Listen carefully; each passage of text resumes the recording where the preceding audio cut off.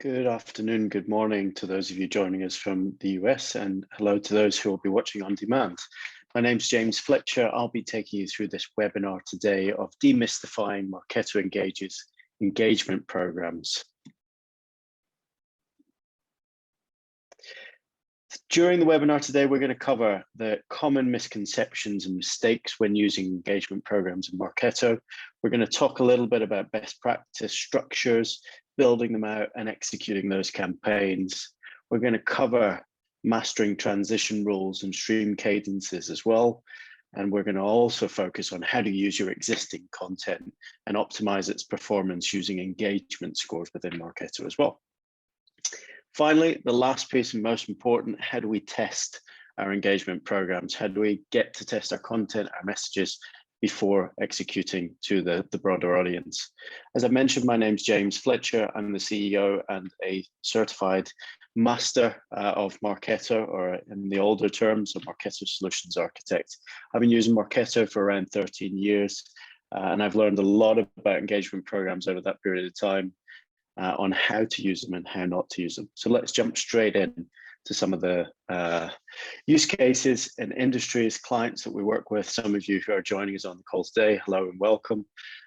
We work across a range of capabilities of Marketo. Our main goal is helping our customers get the most out of Marketo, helping them embed it in their businesses, and importantly, how do we make sure that we're getting value, right? So how do we work towards those business objectives, whether it's generating conversations or generating revenue? And this is, interestingly enough, when engagement programs become very useful in that process. So jumping straight into the 8 common mistakes and misconceptions. So number 1 on my list, and I see this time and time again, is using an engagement stream as a drip program. So drip program being a series of emails that go 3 days, 3 days, 3 days, for example. We see this quite often. The best structure in Marketo for handling drip programs is actually the default program, but it might sometimes feel a little bit easier to launch an engagement program to follow that drip. Again, not saying that it's wrong. It's just maybe a misconception of how you use that program in the right structure. The second one is thinking engagement programs in Marketo are too complicated to use. They are definitely the most complicated program type within Marketo. However, understanding the structure, the anatomy of an engagement program will help you get the results out at the end. Using transition rules the wrong way around. So for those of you who are familiar with engagement programs already, you'll be familiar that transition rules are the movement between the different streams, and we'll cover a little bit more about that later on. Setting and choosing a stream cadence is probably the number 1 question we get asked week in, week out, is how do we use this structure? How do we get it to send emails at the rhythm we want to send it? And what is the right rhythm? How do I choose a rhythm? So we'll cover a little bit about that as well. Not aligning engagement programs to the buying cycle. It's my pet peeve, I think, of engagement programs in Marketo. Structuring them alongside a model that allows you to measure. And if you've joined one of our previous webinars on revenue models, you'll know I'm a big fan. It's available on our resources page if you want to go and watch it again or watch it for the first time.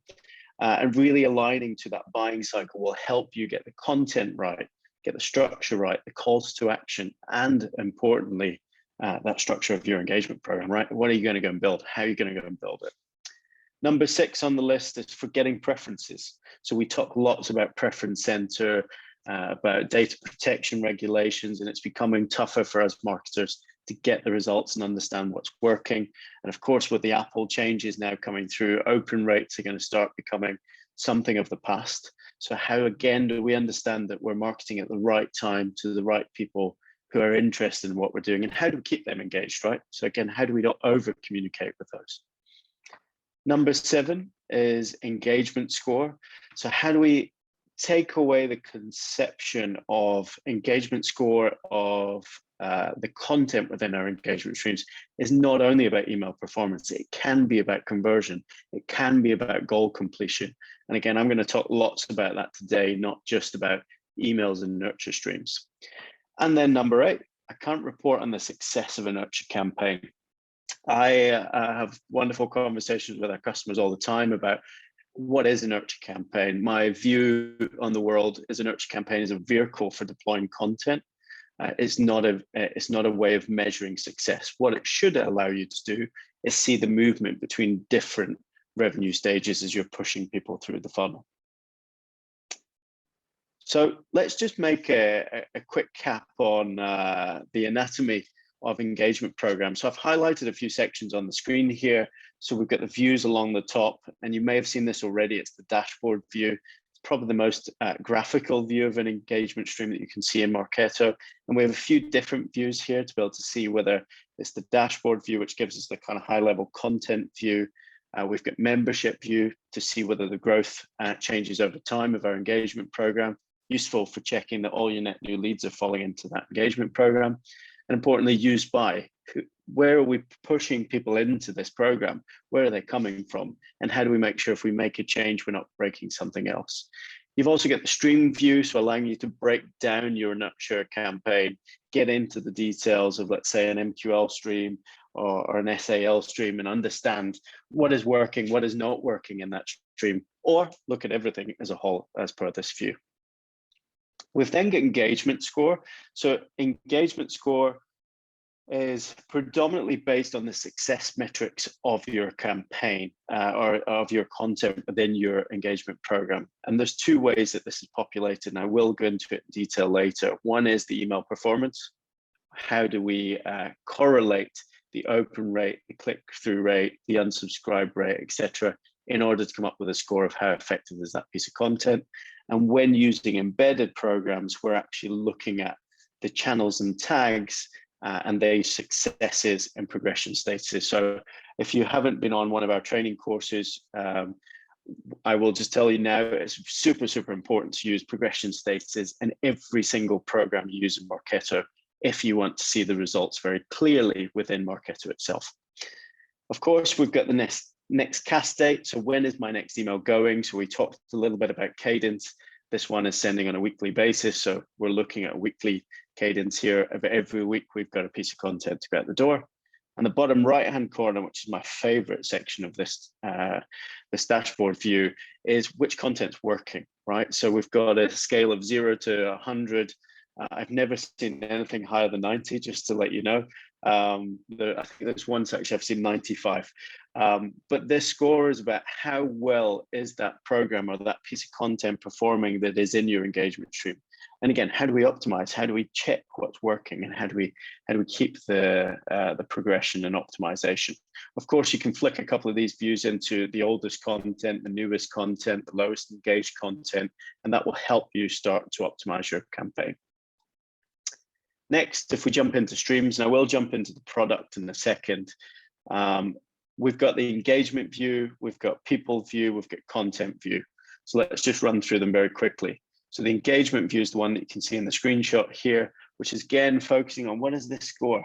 How well is this piece of content performing? The second one, people view, is how many people are in each stage, or how many people have received this piece of content and how many people will receive the next piece of content based on the structure of the stream. And then the third one is content. What is in there? What am I sending? When am I sending it?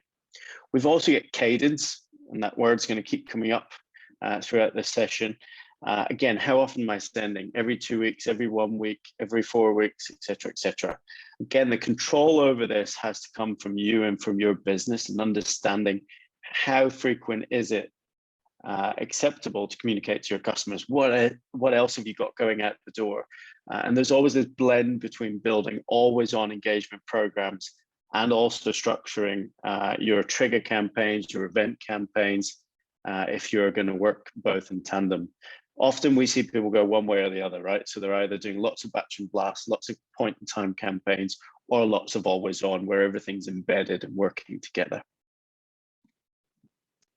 Finally, transition rules. So transition rules in Marketo are about dragging people into the stream, the relevant stream, rather than pushing them to the next stream. They're actually pulling them into the stream itself. So you'll see on this example, I've got a revenue stages change. You'll see that I am dropping that in there again as a subtle hint of connecting your engagement programs with your revenue models. Again, structuring it in the buying cycle, making sure as sales or as business development, pull people through that funnel as well and engage with them, that marketing also communicates at the right place, at the right time, with the right message. So let's jump straight into the product. And while I'm doing this, feel free to drop any questions into the Q&A panel. I'm sure you all know where it is by now, having sat on 1 million webinars over the period. And I'm going to jump straight into looking at an engagement program, the one that we had in as the example. So here, if we start to think about structure, my one piece of advice is always build this out on a piece of paper, draw on a whiteboard, scribble it down with some crayons of your children, whatever you can do in order to brain dump what are you expecting to happen in this journey. Try your best to align it to those buying cycle stages. So MQLs, net new people, SALs, SQLs, etc. Or if you're a B2C organization, you might find that those are attract and convert and retain. Whatever the structure is, it's going to work for you, and whatever the process is within your business, it's important to align that up if you're going to move to fully always on campaigns. So streams, we've got the option to add as many streams in here as we like. There is a limit, it's around 25. It's very simple to add them in. I'm not going to go through the basics of building out one of these campaigns. I'm going to talk more about the best practice structure. You'll see here on my streams below, I've got an MQL guinea pigs territory here, which is a group of people that I've taken out of my master marketing qualified list, and I'm marketing to them first, right? I'm warming them up. I'm testing my content. I'm trying to understand what works and what doesn't in order to optimize for the next end, the most important one, which is my broader audience. I'm going to build it out exactly the same way as I've shared. And again, I'm going to focus on looking at the engagement throughout this funnel. Now, you'll see that I've got a couple of dashes here where it shows no results and others that are showing 90. So now this is where I'm going to start hopping around, so stick with me. If I jump over to channels and tags, when we talk about embedded programs in Marketo, the success criteria, the engagement score is driven from these progression statuses. So again, I told you it's important to roll them out. It's important to include them in every program. And here is one of the reasons why. So in my download program, for example, if I embed this into my nurture campaign, what I'm expecting to see is some results if someone engages with this piece of content, which in my case, this is someone visiting that piece of content, but maybe not necessarily downloading it, or someone who has downloaded it. So if I'm getting this content in front of people, they're starting to engage with it because I've sent them an email with this content in it. They've clicked through the page, but maybe they've not downloaded. That for me is still a positive sign. So I want to include that in my results. You may choose to only have form fill outs, and that's perfectly fine. So again, by getting this success metric, and if I then take a look at another example here, this is a web page that I've got set up for Marketo Audit. You'll see I've had 12,690 cookied people in my database visit this page. That's important too, because it's a buying signal, right? The second part, we've had 91 people that we've driven to this page through marketing communications. Again, important to understand who are we getting to that point. And then 2 people converting on that page to become form fill outs. Of course, this doesn't account for all traffic from all sources. This is purely focused on the people that we're driving to these pages, measuring what works within our nurture campaigns. Now, these 2 people would then generate me a score based on these 3 metrics in terms of total members of this program and how many have met the success period, which is here, the 93. So again, we'll start to calculate a score out of 100 versus everything else that I've got set up. How well did that piece of content perform? So that's the first piece. In terms of structure, there's something interesting here, and I often talk about this with our customers as well. When we're building out different calls to actions, we've got a piece of content that works. Let's say it's a download, for example, and let's say it's a download for our customer journey mapping spreadsheet that we have. And we've shared that with a few clients. They might be prospects where we're collecting data. So the call to action for those guys is to download the form and give us new data. For our MQLs, where we've got maybe partial data. We're looking to progressively profile and collect a little bit more data. So the call to action is still pretty similar. As we start to go down the funnel and we're starting to look at the SAL, SQL, customer, etc., we're actually looking for engagement. So we don't want them to fill out any forms. We want them to purely engage with that piece of content. So how do we line that up in our engagement programs? This is when I talk to you about call to actions and how do we make sure that in our MQL, we're saying, hey, download this valuable piece of information in exchange for your data. And then from a further down, mid, kind of the end of the funnel stage, how do we make sure that we're actually prompting people just to engage with us, just to keep the conversation flowing? And SAL, SQL, mid to bottom of the funnel, often quite tricky for a lot of us marketers. It's case studies, it's webinars, it's white papers, but it's low friction. It might also change based on who's sending the content, right? So top of the funnel, we tend to do brand awareness from marketing, from key people in the business. From a mid to lower end of the funnel, we might be focusing on sending that from the account manager. How do we make sure that that engagement, that name is always in their inbox? So that's something very important to consider as you go through that process. Now, I've also talked about transition rules and actually structuring your nurture campaign in a way that allows you to drive people through this as your leads are going through the funnel, right? And we touch on this in the screenshot. You'll see here in this example, again, I've got changed to the acquisition stage in the model. And of course, they are MQLs or SALs. Now in here, we don't have preferences, but if I swap over to my training program, you'll see something pretty similar. We've got certification levels in here. So again, this program's slightly different because what we've got is a blend of content types. So we've got embedded programs, we've got emails, you can drag in events in here if you want to, one-off workshops, for example, if you're running training programs, or maybe it is a structured program that you're targeting a segment of that nurture audience. Again, you can embed everything in here and make sure that that cadence that you're working to on a bi-weekly basis, for example, or every 4 weeks, is then punching content out the door. Now, there's something interesting here where we start to talk about embedding programs and how can we use this? What does it look like? Why is it going to help me by embedding content? You'll see here that I've embedded these programs already, and this comes down to measurement of the content itself. So you'll see that I'm using channels and tags in order to measure the effectiveness of web pages, of content that I'm pushing people to, content that people are engaging with. And this could be a download, for example. In this case, I've just chosen the web page example, but I might also choose to add in an example webinar, for example. So I might come in here and I might just look for my example webinar.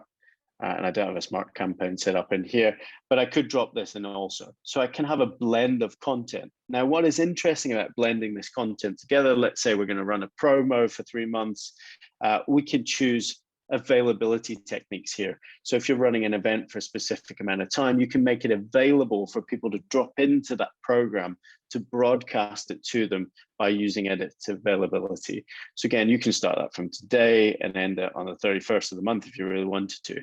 Depending on your cadences, you've got to watch out whether it's got enough time to get the audience out there. And this is often when people switch back and forth from always on to point in time, because it gets a bit complicated managing your time frames.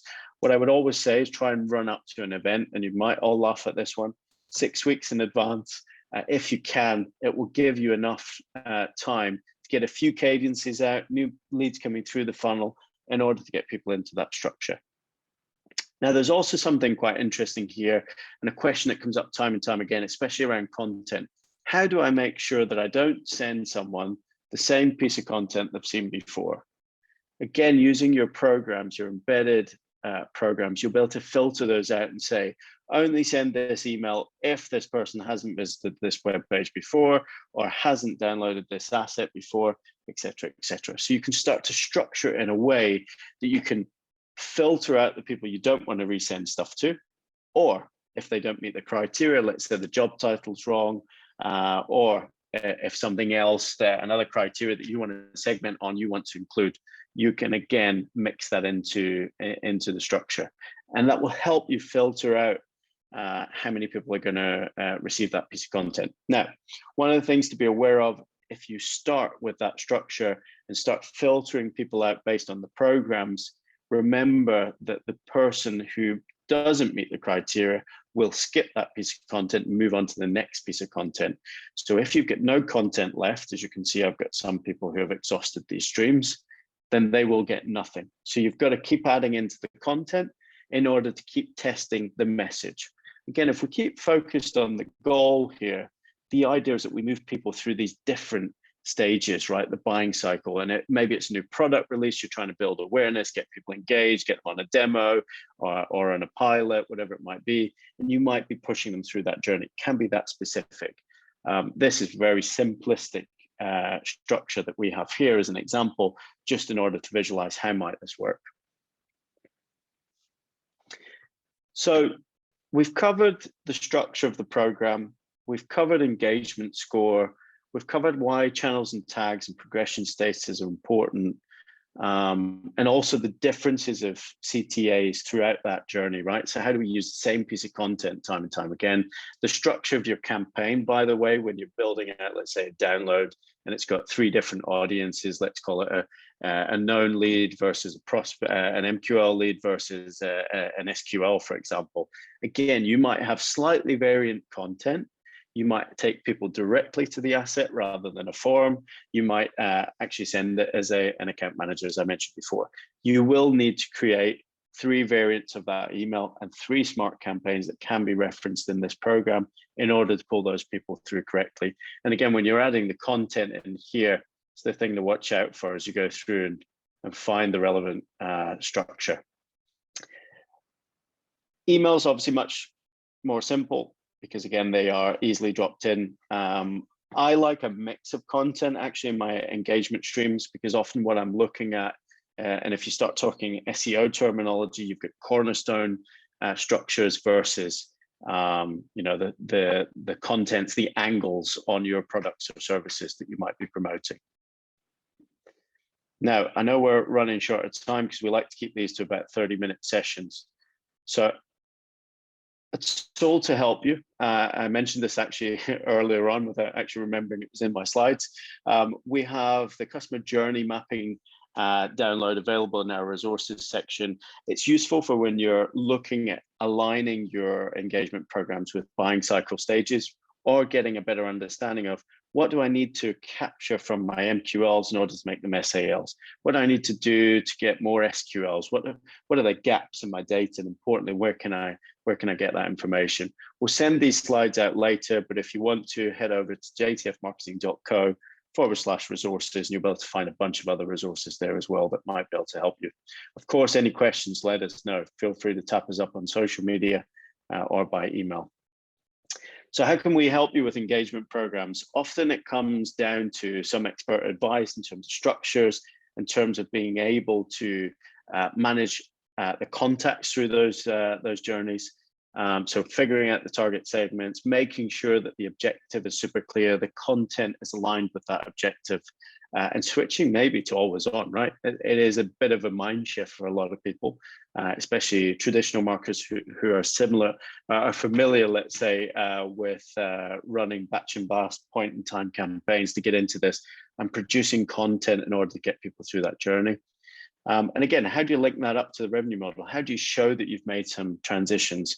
We didn't get a chance to cover reporting because I talk a lot, but we will probably pull up another session at some point to talk about reporting on success of revenue streams. But we will publish some of the questions onto our blog as well, so keep an eye on that, and we'll obviously share it out on social media as well. After this webinar, you'll get the link and to the slides as well as this recording. And as I say, feel free to be in touch with us. We're more than happy to talk you through any questions if you've got, and guide you through this journey of setting up some of these programs. Thank you very much for joining today, and we look forward to speaking with you soon.